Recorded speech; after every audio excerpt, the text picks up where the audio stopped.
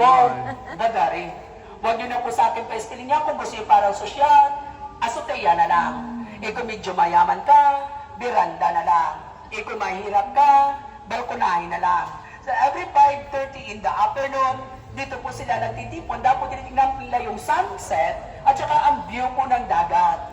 Huwag na kayo lumingon, hindi na makita yan. Dito po palagi si Don Mariano nakatayo at saka sasabihin sa mga anak niya, hanggang sa maabot ng aking paningin, yan pong lupa ko. As far your eyes can see. Kung balikan po natin ganyang panahonan, kung yun pala magkuha ng property, siguro swerte na mga duling, kay dubli-dubli ang paningin. Sa mga bulag ko, wala sila may makita. Kasi po ma'am sir, that time po sa Filipino history po natin, ituturo mo lang, sa'yo na yan. Papatakboy mong kabay, dito sa maabot mong kabay, ang lupa mo. So bago ko lang po na-realize at bago ko lang po nalaman na mahirap na po kami. Kasi po pinatakbo na lulo ko, kambing, kaya wala kami lupa. Kasi po yung kambing na tinatakbo niya, bumalik pa. Kasi po nakatali po siya sa hanggang, dyan na lang po kami. Dito po tayo po ma'am sir sa main entrance. Dito po. I'll translate for you later.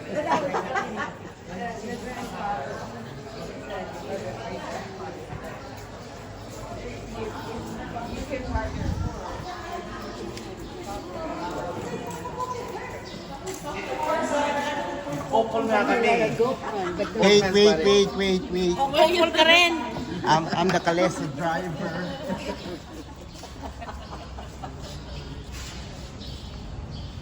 Please, I'm still vlogging. Ano ko nung... Yes, Carlos. Video yan, hindi picture.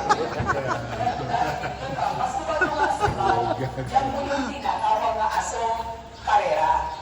Aso karera di mama, aso karera di papa, sugar mommy, sugar daddy. Sa Spanish word yung po tinatawag na makina di vapor di torno economico. O parang hindi na tayo mahirapan na mag-isip yan, aso karera pa rin yan. Yung fountain po sa original fountain din po yan kasi po pagkatapos sa pag-construct ito ng bahay, sinunod po yung fountain niya, ang fountain original. So meron lang po kaming inay sa mga kuting basag-basag kasi po pagkatapos sa pagsunog, abandon po siya 67 years. Ginawa to ng mga squatter itong CR, binabog po itong lugar. Isa sa apo ni Don Mariano sa Raymond Avilanes sa great-grandson, siya po nakaisip siya, naka-idea na gawing isang tourist spot. Kaya 17 years na po kami open sa public, so nakuha na rin po namin yung 10 award. So ito po ma'am sir, kahit tinawag din po kami the Taj Mahal of Negros, dahil hindi na po siya sa kagandahan. Pati yung love story nilang dalawa na naka-okay sa buong mansion. Gusto niyo makita? Hanapin niyo. Sa pagtingin po natin ma'am sir, ano nga mga letter? E-M. Sumasabay din po siya letter E sa plans po Marian at saka Maria, pasensya. So pinatayo yung dalawang M, pinatara po sila dalawa. Kung pwede natin yan po ma'am sir, lahat po ng mga history ng mga lakson. So thank you for coming. Enjoy lang tayo sa palikod, enjoy lang tayo sa pagkuha ng picture na walang sasama. Mas maganda magkuha ng picture kung wala na rin kayo kasi po importante yung background, hindi kayo. So ito po ma'am sir, in-invite ko rin po kayo pumasok po doon sa coffee shop at saka sa restaurant. Swerte nyo makapasok kayo, swerte nyo rin makabili kayo, swerte nyo rin makalabas po kayo. Kasi po maya-maya, sunugin ko na rin po yung pananagaroons din yan. So my name is Mars Lacson. Yung Lacson ko po, L-A-K-S-O-O-N, so local version. So yung may-ari nito ngayon, ako sa Ted, ako yung apo sa Ingron. Yung Ingron, tinatanggal. So yung Ingron, bumabalik. So tanggalin man ako nila, babalik pa rin ako sa kanila. So ito po ma'am sir, so bago po ako malasarap niya, baka may katanungan po kayo. CR. CR lang po yan ma'am, binubuksan lang po kapag may malaking event. Ina-accept po namin like mga wedding, birthday, dinner, proposal, etc. Hindi lang po namin ina-accept po riyan. Oo. O ano?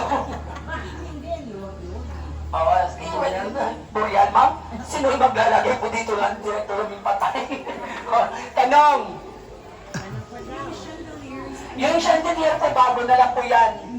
Oo. May generator po sila that time. Oo.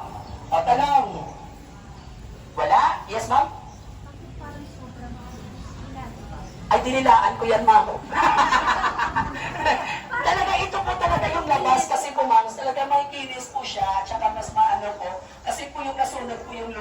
po. As original pa yan? Is original pa rin po yan, ma'am. So wala po kami ginalaw. Kaya po minsan ang tinatanong ko dito sa akin ito po, Kuya, kung sinunog po yung bahay, saan po yung picture nga that time hindi po siya nasunog? Wala silang picture nga that time hindi po siya nasunog kasi po may anak po siyang kumukulik ng mga picture. So lumipat po sila sa Bacolod, yung bahay rin po nila doon sa Bacolod nasunog rin.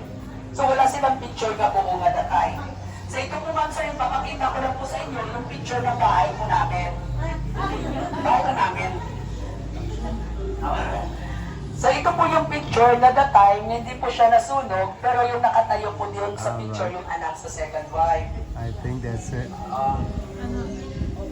Dito lang po tayo Later. kasi po mainit.